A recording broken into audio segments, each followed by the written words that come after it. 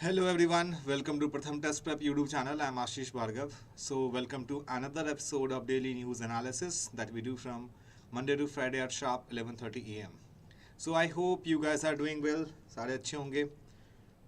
और as you know that daily newspaper analysis is very important because the reason behind newspaper one have any students who have a habit to read the newspaper, so we can expect that any questions that is based on the current affairs, you are able to solve this.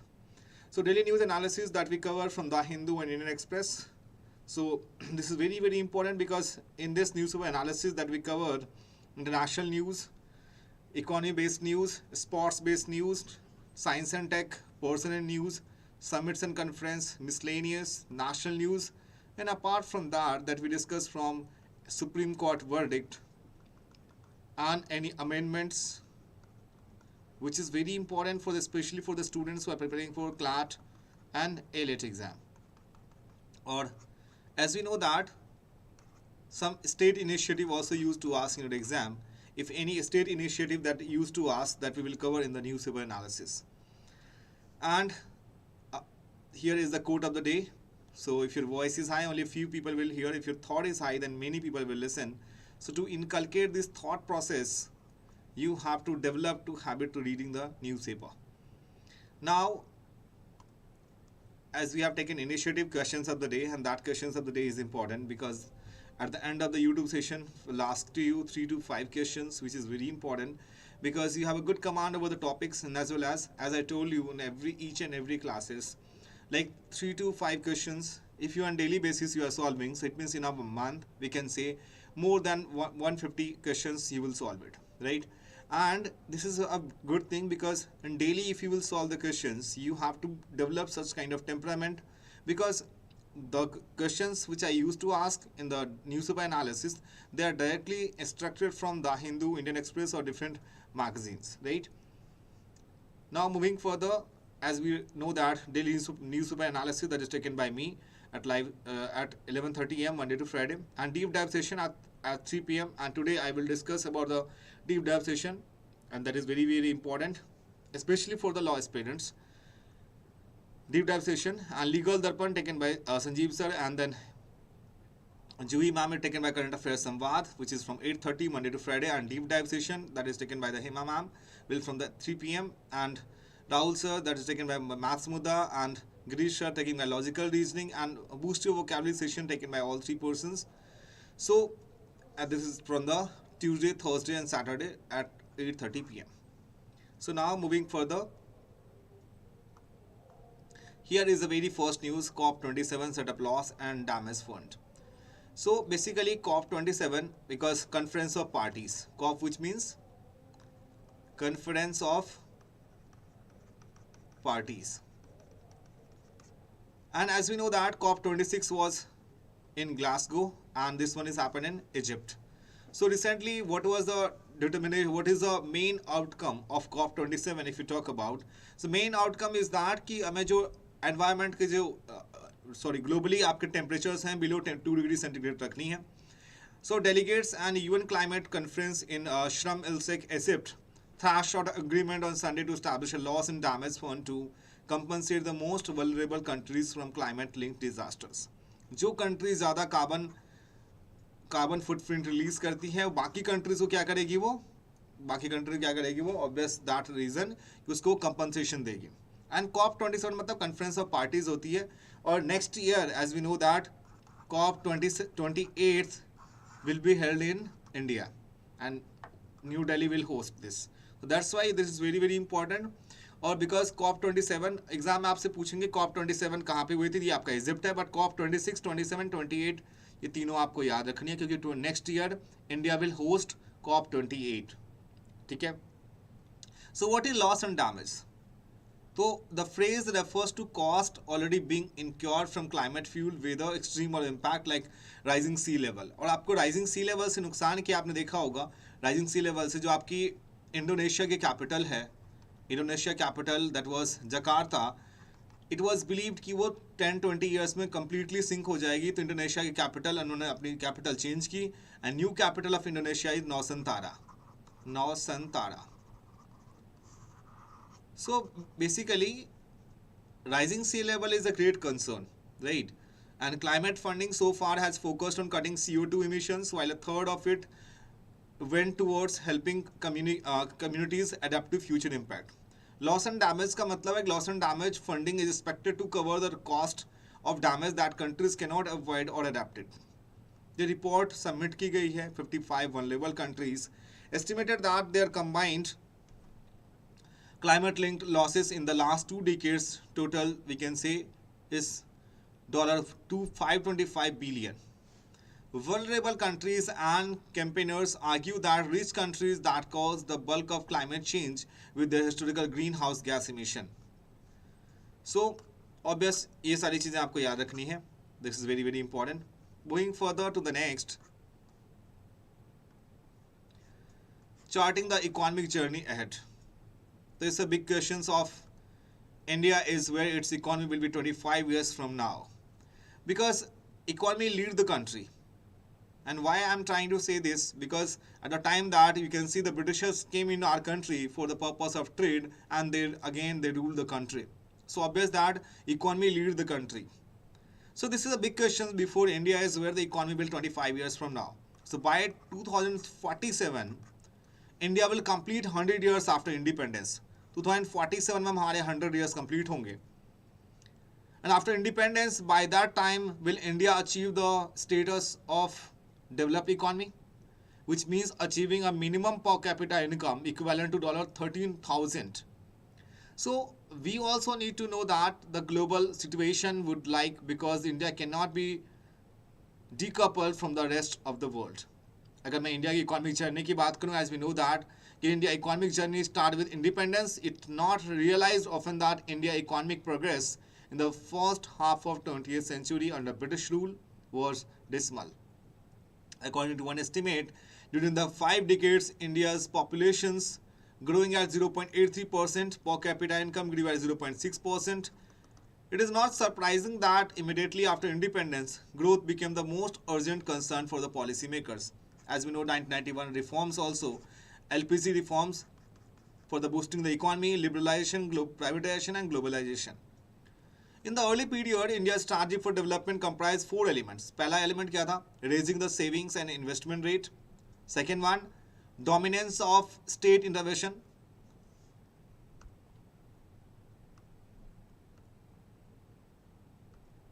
Okay, so there was majorly 4 points was there. First one, a strategy to develop the 4 elements, and what was the 4 elements is. First one we can say raising the savings and investment rate. Second one, dominance of state intervention.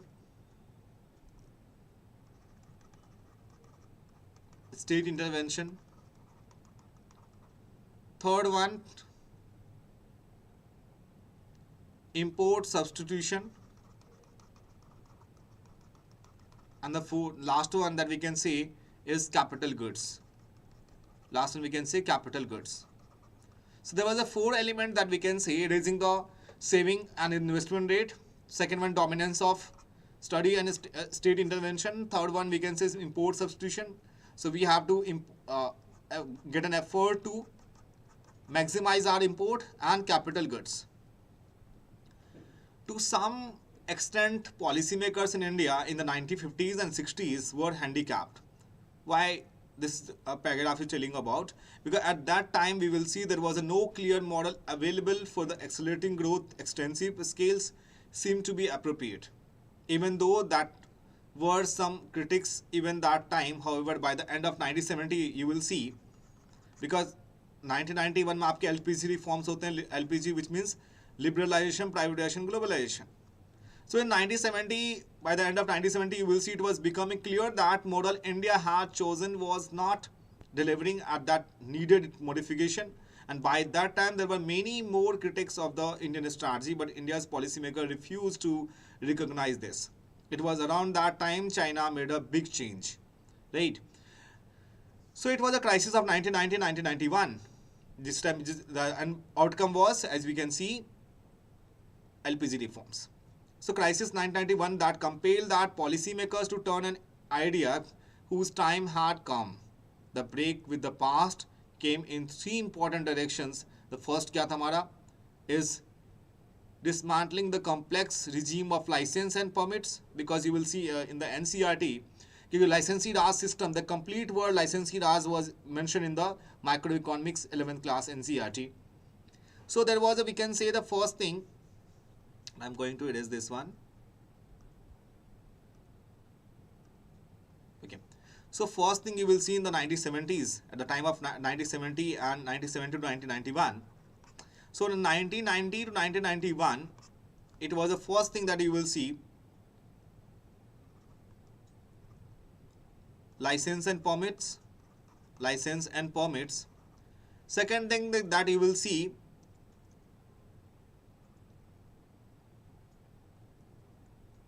redefining the role of a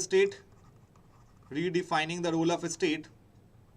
And the third thing that we will say, the giving up in the inward looking trade policy, our trade policy.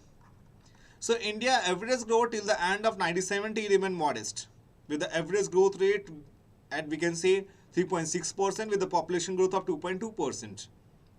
And the per capita income growth was extremely modest at 1.4%.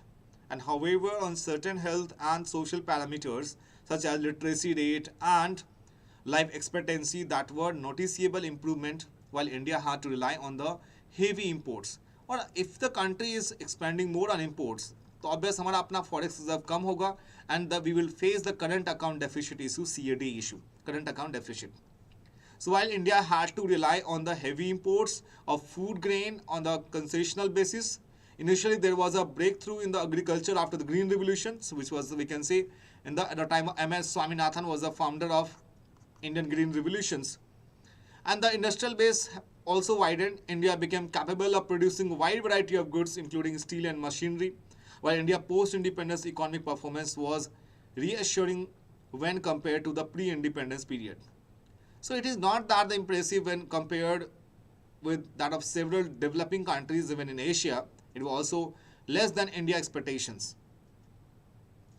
So now moving further, we can say 1992, 1993, 2001 to 1, if you compare, so GDP growth as somehow was good at the time of, if you compare to the earlier times. So India needs to absorb new technology that have emerged and that will emerge. Its development strategy must be multidimensional, and we know that India needs a strong export sector. It is a test of efficiency at the same time, and the country needs organized segment of this sector, because we are taking MSME sector to boosting the MSME, which means medium sector micro enterprises. So rapid pace of globalization which India saw since the beginning of 1990s will slow down for a variety of reasons. Some countries which were champions of globalization are making a retreat. Some countries feel that dependence on other countries on certain key inputs such as crude of chips, maybe land and difficulties of times. And Russia-Ukraine war was exposed the problem starkly, and open economy with some limitation is still the route to follow.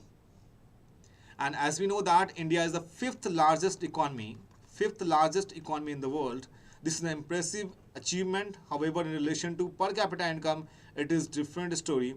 In 2020, India ranked by 142 of 197 country. This only shows that the distance we had traveled and the external environment is not going to conducive.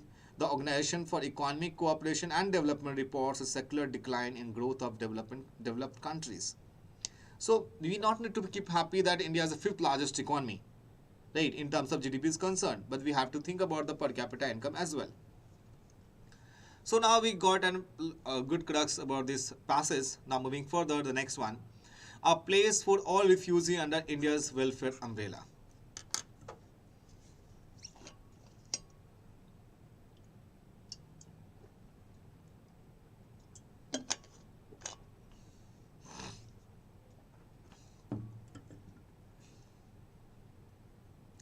So this article is something we're talking about. So how India is fared. So this article basically is written by the Chief of Mission UNHCR India and Maldives. So this month marked yet another annual 16 days of activism against gender-based violence. Even as the world is faced with a global increase in the reported domestic violence, child marriage, trafficking, sexual exploitation and abuse, the coup in Myanmar, a Taliban takeover in Afghanistan and Russia invasion of Ukraine that have all occurred in the last 18 months have each understood the fact that women bear a disproportionate burden in conflict, especially those forced to flee their homes and seek refuge in other countries. Economic stresses resulting from COVID-19 exacerbate the situation. Important markers of gender equality and the protection of civilians have been reversed in many countries. So we can say that a global theme of this year of 16 Day of Activism Against Gender-Based Violence, Unite. Activism to end violence against women and girls, much needed call to action that all of us work towards in order to ensure that we reverse gender and protection deficit, uniting the end violence against women and girls and empowering them to stand up for themselves and their countries, and supporting men to become agents of change must remain the priority. So this article is talking about India has taken many initiatives, but despite having all this, all things goes into the vain. Because women in India continue to make progress in all areas of human endeavors, including politics, science, business, medicine, sports, and agriculture. Women have overcome the glass ceiling in the armed forces and can also serve the commanders since 2020. Today, India has the largest number of women in United Nations peacekeeping force. This showcasing that the equal role of women can play a conflict emerging countries and territories. So here that all about the article is. Moving further to next one, India Health Compensation Fund approved at UN summits. So developing countries need independence in their choice of energy mix and in achieving the sustainable development goals.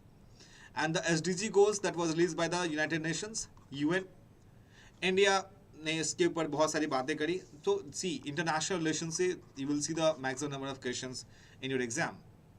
So agriculture accounts for around 17% of India GDP. 17% India के GDP का क्या है, हमारा agriculture है. And the primary source of livelihood is about 58% of the population. 58% of its population.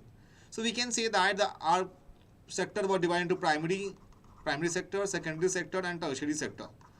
So primary sector is what talk about agriculture, where the main dependency in our country is agriculture. But you will see the what exactly is the problem behind lagging behind of the agriculture sector, or we can say manufacturing sector, is in GDP there are less contributions and more number of people is employed. So there is a disguised unemployment is there. Disguised matlab more than required. So agriculture accounts for around 17% of India's GDP and the primary source of livelihood for about 58% of its population.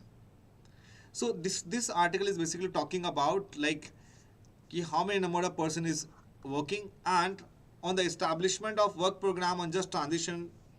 The developing countries' just transition could not be equated with the decarbonization but with the low carbon development. And developing countries need independence in their choice of energy mix and achieving the sustainable development goals. Developed countries trying to lead in the climate action are a very important aspect of the global transition. Now is the FTA negotiation, free trade agreement. So we will got to know free trade agreement is what is. So if you talk about free trade agreement, India has been talking about free trade agreement FTA with several partners. However, you will see in the exam that they will ask you which of the countries that is not having a FTA. So the past 2 years in the bid to boost export orientation domestic manufacturing with an ambitious exports shipment target of USD 450 to 500 billions by financial year 2023. Export from India reached $418 billion in financial 2021-2022, surpassing their pre-pandemic level of USD 31 billion in financial year 2018-19. Though achievements in trade are laudable, India still has much potential. So if we go by India's trade portal estimates, there is a huge difference in India's export potential and actual export in many sectors, especially pharmaceuticals, gems, and jewelry and chemicals.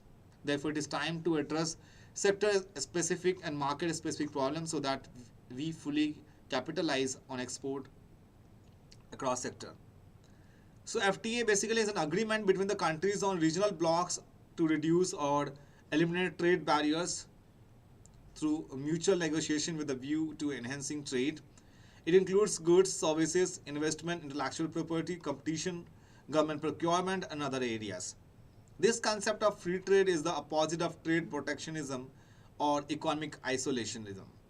And a free trade agreement can be categorized as preferential trade agreement, comprehensive economic cooperation agreement, CECA. As we know that RCEP, which is Regional Comprehensive Economic Partnership, that India was not a part of RCEP now, because 2019 you will see that PM Modi was announced the RCEP, that is not, India is not a part, because government wanted to boost the indigenous industries. Now here you will see India freshwater turtle endangered to extinction.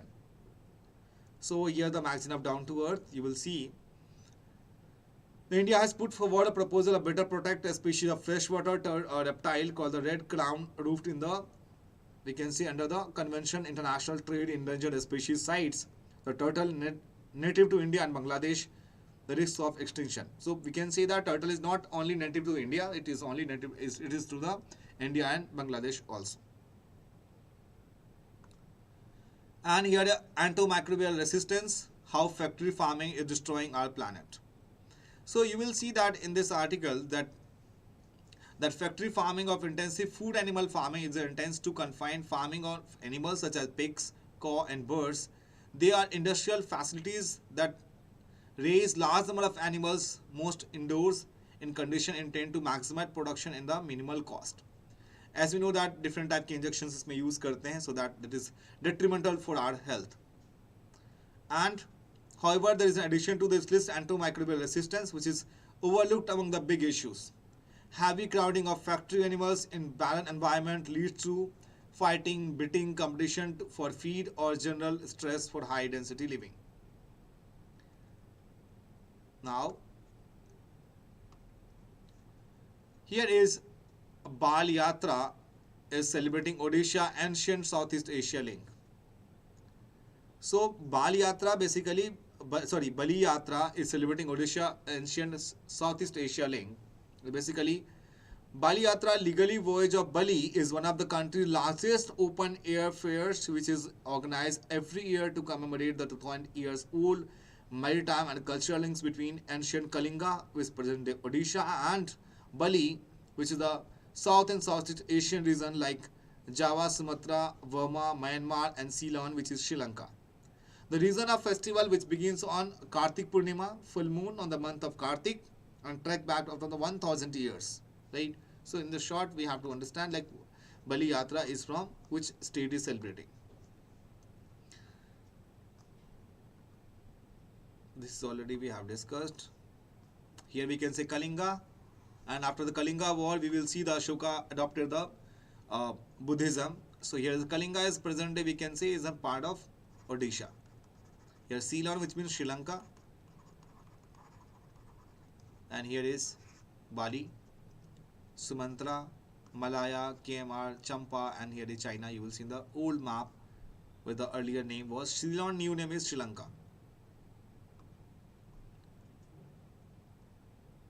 And here is the news is that Ministry of New and Renewable Energy on Monday issued a lease seabed block for carrying out survey of subsequent development of offshore wind energy project at the coast of Tamil Nadu.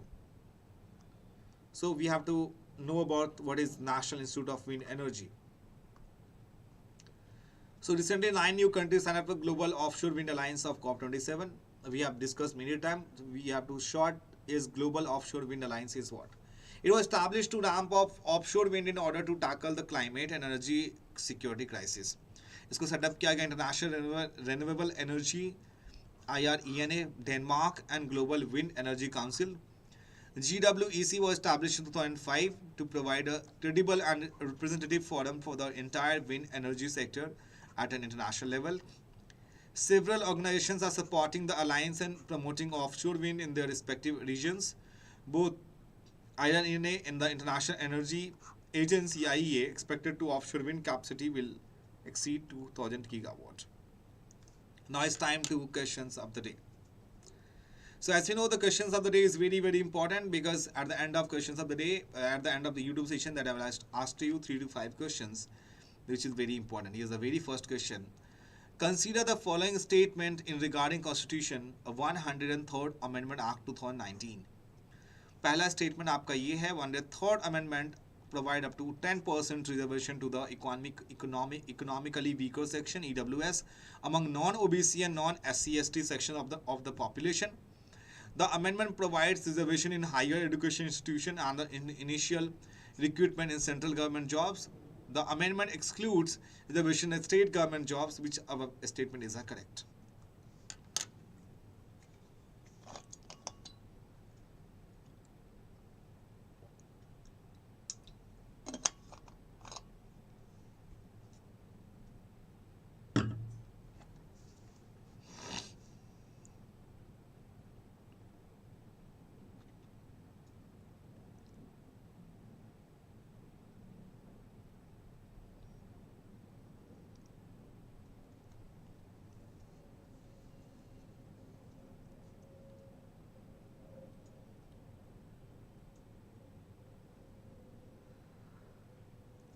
So obvious the answer would be here, B1. When the third amendment inserted Article 15 Clause 6 and 16 Clause 6 in the Constitution to provide up to 10% reservation to the economically weaker section among non-OBC and non-SC/ST section of the population. In other words, the amendment has changed the Constitution and introduced the quota for the poor among so-called forward caste and general category. Where of this quota of general category poor available, the quota is available in admission in higher education institution and the initial recruitment in central government jobs. The amendments are empowered to state governments to provide reservation on the basis of economic backwardness. Next one. Here is following statements regarding federal funds rate. FER is the interest rate at which the commercial bank and the US borrow from each other overnight. Like in India, whereas the RBI decided to repo rate, the Federal Reserve directly specify the federal fund rates. When the Federal Reserve wants to raise the prevailing interest rate in US economy, it reduces the money supply. Which one is our correct? So in obvious that we can say answer would be B. The federal fund rates, and how does it US Fed tweet it? FER is the interest rate which the commercial bank in the US borrow from the each other overnight. And in India, if we talk about call money, this term is known as call money. Next one, rewilding of wild animals. Rewilding means in reintroduction of the cub into the wild after the certain time when it appears that cub is capable of surviving in the wild independently. And that comes laid down the WPA, which is Wildlife Protection Act 1972. In India, endangered species and scavengers are prohibited for the rewilding. Which of the statement is the correct? So you will see the B option is correct. As per the standard operating procedures guidelines laid on the National Tiger Conservation Authority (NTCA), the section 38O of the Wildlife Protection Act 1972, there are 3 ways to deal with the orphaned and abandoned tiger cubs and tiger cubs. Is first to make the effort to reunite the abandoned cubs and their mother. Second, the union of the cub and its mother is not possible, then ship to the cub in a suitable zoo. Third, reintroduction of the cub. And the last one is here, UNICITRAL, which is United Nations Commission on International Trade Law. So United Nations Commission on International Trade Law is a subsidiary body of UNGA. Its mandate is to promote and progressive harmonization and unification of international trade law. Which statement is correct?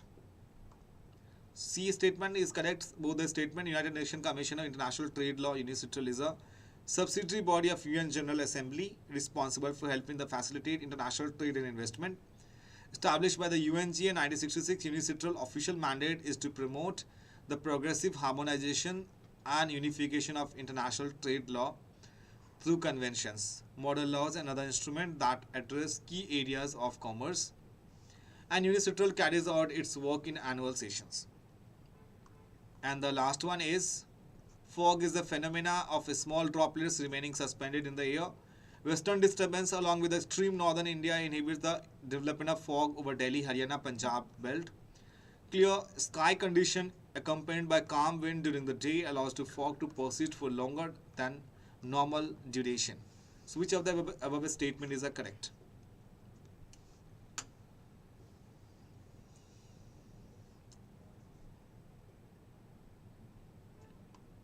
C statement, because fog is a phenomenon of a small droplet remaining suspended in the air. Fog develops normally during late evening, night or early morning hours of the day, severely affecting visibility, and foggy condition prevail over the plains of northern India during the winter season and can prolong for days and sometimes even for weeks. For developed over Delhi, Haryana, Punjab belt due to the passing of an active western disturbance, which we have already covered in the newspaper analysis, which cause light rain and bring fresh moisture over these regions. And clear sky condition accompanied by calm winds during the day allows the fog to persist for longer than normal duration. So this is all about the newspaper analysis. I hope you enjoyed the session a lot. If you have any questions, please let me know in the comment section. And if you are new in this channel, please subscribe and do not forget to press the bell icon. We'll meet you at 3 p.m. at deep dive session, and today's deep dive session is very, very important. Stay tuned. We'll meet at 3 p.m. Thank you so much for joining with us. Bye-bye and take care once again.